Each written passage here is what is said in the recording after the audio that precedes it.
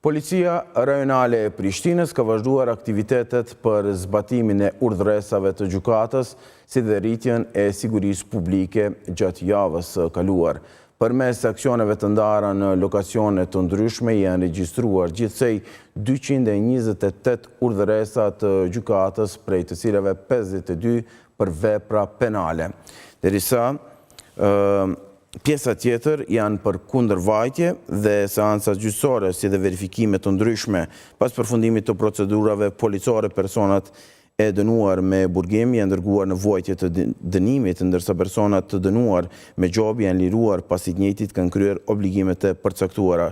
Gjatë këtyre aktiviteteve, policia ka ndërmarrë masa dhe në fushat tjera të sigurisë, ku ka sekuestruar 13 armë zjarri të llojeve dhe kalibrave të ndryshëm.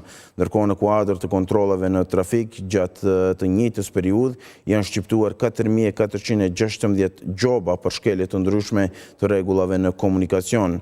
Nga ky numër, 688 kundërvajtje janë evidentuar përmes veturave inteligjente dhe radarëve mobil.